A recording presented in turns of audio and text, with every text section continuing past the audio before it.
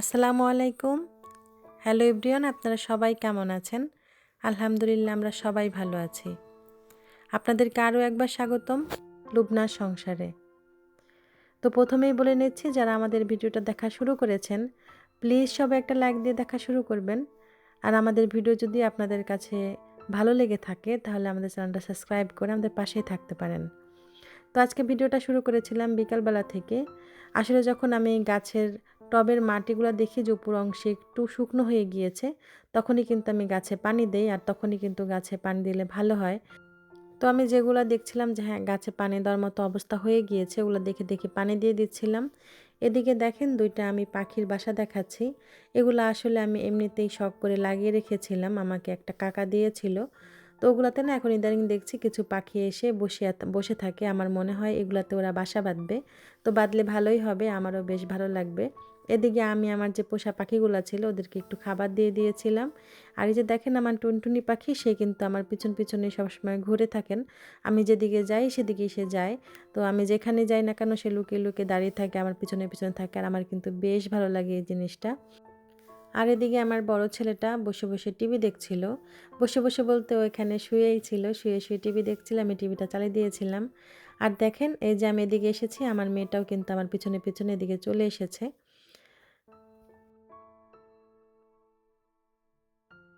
তো এদিকে বাইরে কিছু কাপড় চোপড় ছিল, এগুলো আমি আবার তুলে নিচ্ছিলাম।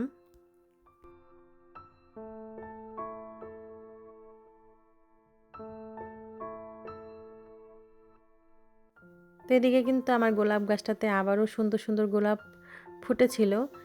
মাঝখানে কিন্তু কিছুদিন গোলাপগুলা ছিল না, তো আবার সুন্দর সুন্দর কিছু কলি বেরিয়েছে। আর দেখেন কত সুন্দর মাশাল্লাহ ফুল ফুটেছিল। তো আজকে একটা লেবু ছিঁড়ে নেব। আমি ভাবলাম যে আজকে লেবু দিয়ে আমার শাশুড়ি মাকে শরবত বানিয়ে দেব। তো এদিকে হচ্ছে আমার যে কাজে হেল্প করে ওই মেয়েটা, আমার জায়ের মেয়েটা এসেছিল। বিকেলবেলা ছাদে গিয়েছিলাম বড়িগুলো দেখার জন্য। আপনারা তো অনেকেই দেখেছেন আমরা বড়ি দিয়েছিলাম। তো এটা কিন্তু বড়ি দেওয়ার দ্বিতীয় দিন ছিল। তো বিকেলবেলা গিয়ে দেখি মাশাল্লাহ বড়িগুলো অনেক সুন্দর হয়েছে। তো বড়িতে কিন্তু যদি ভালোভাবে রৌদ্র লাগে তাহলে কিন্তু আপনার বড়িগুলো অনেক ভালো হবে।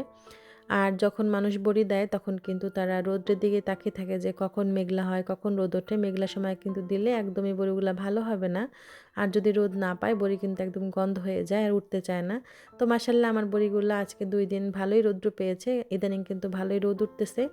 তো এদিকে কিন্তু আমার বড়িগুলা হচ্ছে বৃত্তি থেকে কি সুন্দর করে উঠে আসছিল, দুই একটা লেগে লেগেছিল। তো ওগুলো আমরা আর জোর করে টানাটানি করিনি, কারণ তাহলে ভেঙে যাবে বা লেগে যাবে। আর এদিকে কিন্তু আমার ছোট্ট পাখিটা আমাকে অনেক সাহায্য করছিল। সে বলছিল আম্মু আমি সব তুলে দেই। আসলে সংসারে কিন্তু একটা মেয়ের অনেক প্রয়োজন। আপনার যদি একটা মেয়ে থাকে দেখবেন সে কিন্তু আপনাকে অনেক হেল্প করবে। তো আমার ছেলে মেয়ে দুইজনেই কিন্তু সবসময় আমাকে হেল্প করার জন্য প্রস্তুত থাকে। তারা ছোট হলেও কিন্তু আমাকে সাহায্য করার জন্য সবসময় এগিয়ে আসে। এজন্য আল্লাহর কাছে আলহামদুলিল্লাহ। তো এদিকে আমার মেয়েকে একাই রেখে আমি আবার একটু ছোট বাবুকে নিয়ে কোলে নিয়ে হাঁটছিলাম, কারণ ওই মেয়েটা আমার গাছে পানি দিয়ে দিচ্ছিল। তো এই জন্য ওর কাছ থেকে আমি আবার একটু কোলে নিয়ে নিয়েছিলাম ছোট বাবুকে। আর দেখেন আমার টুনটুনিটা কত সুন্দর করে বড়িগুলো তুলছিল। সবাই আমার মেয়ের জন্য দোয়া করে দেবেন। তো আমার না শরীরটা একদমই ভালো না, জ্বর ঠান্ডা কাশি লেগেই আছে। ভয় দিতে গিয়েও কিন্তু আমার খুব কষ্ট হচ্ছিল। তো এদিকে বড়ি তোলা শেষে কিন্তু আমার মেয়েটা বলতেছে এসো আম্মু তুমি আর আমি একটু দোল খাই। তো এই দোলনাটা বানানোই হয়েছে কিন্তু সেরকমভাবে আর ওঠা হয় না। তো এদিকে আমি আর আমার মেয়ে বসে বসে একটু দোল খাচ্ছিলাম। আর দেখেন পাশেই কিন্তু ঝুড়ি ভর্তি বড়িগুলা ছিল, তো যেগুলো ওঠেনি বৃত্তি থেকে ওগুলা কিন্তু আমরা সুন্দর করে বৃত্তিতেই মুড়িয়ে রেখে দিয়েছিলাম। ওটা সারা রাত এখানে হয়তো আমি ওড়না দিয়ে হচ্ছে জড়িয়ে রেখে দেবো, সকালবেলা এসে বাকিটা আবার রোদে দেবো। তো মাশাল্লাহ বড়িগুলা কিন্তু অনেক ভালো হয়েছে। আর এদিকে আমার ওই যে অনেক আগে মূলা লাগিয়েছিলাম, সে মূলাগুলা কিন্তু আস্তে আস্তে বীজ হয়ে যাচ্ছিল। তো এদিকে আমি যেগুলো ছোট ছোট ছিল সেগুলো কিছু তুলে নিয়েছিলাম রান্না করব বলে, যে দেখি খাওয়া যায় কি না। তো আমার যে যার মেয়েটা আছে ও বলছিল যে হ্যাঁ কাকি খাওয়া যাবে তুমি নাও। তো এই জন্য আমি আবার অল্প কিছু তুলে নিয়েছিলাম আর বাকিটা রেখে দিয়েছিলাম। বলছিলাম যদি বীজ হয় তাহলে হয়তো বা বীজ থেকে আবার আমি চারা রোপণ করতে পারবো। এই জন্য সব তুলিনি, তো যতটুকু তুলেছি হয়তো বা রান্না করে খেয়ে দেখতে হবে যে আসলে খাওয়া যাবে কি না। তো এই যে দেখেন আমার ছোট্ট একটা গাছে কত সুন্দর আবার কতগুলো সিম হয়ে আছে। তো এদিকে আমি বড়িগুলো কিন্তু সুন্দর করে ঢেকে দিয়ে এবার নিচে চলে যাচ্ছিলাম। এই দেখেন আমার মেয়েটা কিন্তু আমাকে মূলাগুলা নিয়ে সাহায্য করছিল। আসলে হাতে একটু কাদা লেগে গিয়েছে, তাই তার মুখের এক্সপ্রেশনটাই আলাদা হয়ে গিয়েছে। বলছে যে দেখো আমার হাতে কিন্তু ময়লা লেগে গিয়েছে। তো এই যে দেখেন কি সুন্দর করে সে আমার মূলাগুলা নিয়ে আমাকে সাহায্য করছে। এদিকে আমি বড়িগুলা নিয়ে এসে কিন্তু নিচে যেগুলো তুলে নিয়ে এসেছিলাম ওগুলো কিন্তু একদম মেলে রাখতে হয়, কারণ নয়তো বড়ি কিন্তু গন্ধ হয়ে যাবে। তো এগুলো আমি আবার সুন্দর করে এনে একটা বড় ঝাঁপিতে আমি মেলে রাখছিলাম। তো আপনারা হয়তো বা অনেকেই বুঝতে পারছেন আমি কিন্তু ভয়েস দিতে গিয়ে আমার গলার অবস্থা খুবই খারাপ হয়ে যাচ্ছে, খুবই কাশি উঠে যাচ্ছিল। তো সবাই প্লিজ একটু ক্ষমা দৃষ্টিতে দেখবেন। আর এদিকে কিন্তু আমার ভিডিও কিন্তু আমি একদিন পর পর যেহেতু দেই, তো এটা কিন্তু আমার গত দিনের আগের দিনের ভিডিও করা ছিল। তো এদিকে নিচে এসে আমার শাশুড়ি মায়ের জন্য ইফতারি রেডি করছিলাম। প্রতিদিনই তো ফল এগুলাই কেটে দেই। তো আমরা কিন্তু ইফতারিতে তো ভাজা পোড়া খাই না কখনোই, কারণ আমার বাচ্চারা অতটা খায় না। তো আমার শাশুড়ি মা ভাজা পোড়ার মধ্যে শুধুমাত্র বেগুনিটাই পছন্দ করেন, এছাড়া উনি কোনো কিছুই পছন্দ করেন না।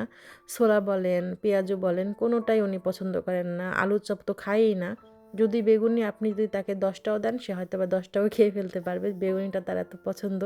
তো আজকে মনে মনে ভাবলাম যে আমার বাসায় বেসন ছিল, তো আমি হচ্ছে যেহেতু প্রতিদিনই ফল কেটে দিচ্ছি, আজকে একটু সময় আছে হাতে, তো আমি আজকে বেগুনি ভেজে দিই। তো এদিকে আমি আবার ফলগুলা কেটে নিচ্ছিলাম আর বেসনটা আগে আমি মিক্সড করে রেখে দিয়েছিলাম। আমার আপুরা অনেকেই কত সুন্দর সুন্দর রান্না করেন। আমি রান্না পারি আপুরা, কিন্তু আমি এতটা ইফতার আইটেম অতটা আমার ভালো হয় না। যেমন বেগুনিটা অনেক আপুদের আমি দেখি অনেক সুন্দর করে ফুলাতে পারেন, কিন্তু আমারটা না হয় না। তো জানি না কেন হয় না। তারপরও চেষ্টা করি সবাইকে বানিয়ে দেওয়ার। হয়তোবা চেষ্টা করতে করতে একদিন আমারটাও আমার আপুদের মতো ভালো হবে ইনশাল্লাহ। তো এদিকে আমি কিন্তু আগে হচ্ছে ফলগুলা কেটে আলাদা করে রেখে দিচ্ছিলাম। তারপরে কিন্তু লাস্ট আমি বেগুনিটা ভাজবো, যাতে আমার শাশুড়ি মা ইফতারের আগে আগে গরম গরম বেগুনিটা খেতে পারেন। তো এদিকে কিন্তু আমি বেগুনিটা যেরকমই পারছিলাম ভেজে নিচ্ছিলাম। আপনারা কিন্তু দেখলেই বুঝতে পারবেন আমি কিন্তু অতটা পারফেক্টভাবে পারি না। তারপরেও কিন্তু খেতে মোটামুটি ভালোই হয়েছিল, খারাপ হয়নি। তো বেগুনিটা ভাজতে ভাজতে আপুদের কাছে আমার একটা প্রশ্ন মানে আছে, যারা আমার ভিডিও দেখেন বা পছন্দ করেন বা ভালোবাসেন, আমি তাদের কাছ থেকে একটা মানে হচ্ছে পরামর্শ চাচ্ছি।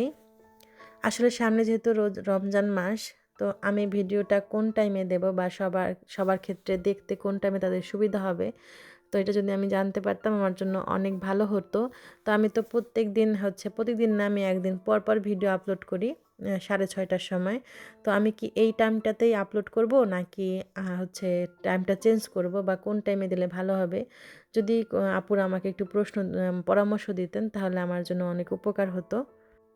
তো এদিকে কিন্তু মোটামুটি আমার বেগুনি ভাজা হয়ে যাচ্ছিল। তো দেখতেই পাচ্ছ আমার বেগুনির অবস্থা, এক সাইডে ভালো আর এক সাইডে কিন্তু খারাপ। তো যাই হোক, তারপরে কিন্তু আমি সবাইকে ইফতারি দিয়ে দিয়েছিলাম। তো আরেকবার বলে নিচ্ছি, যারা আমাদের ভিডিওতে এখনও আছো প্লিজ সবাই একটা লাইক দিয়ে দিও আমাদের ভিডিওতে। তো আমি কিন্তু ভিডিওর একদম শেষ পর্যায়ে চলে এসেছি। তো এদিকে আমার দেখো আমার ছোট ছেলেটা সবাই ইফতারি খাচ্ছিল, তো আমার ছোট ছেলেকেও হাতে কিন্তু একটা শসা ধরিয়ে দিয়েছিলাম। আর সে দেখো মাশাল্লাহ ক্যামেরার দিকে কীভাবে তাকিয়ে আছে। সবাই আমার ছেলে মেয়ের জন্য দোয়া করে দিও। তোমাদের সবার জন্য অনেক অনেক দোয়া আর ভালোবাসা থাকবে।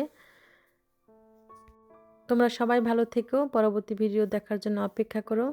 আল্লাহ হাফেজ, আসসালামু আলাইকুম।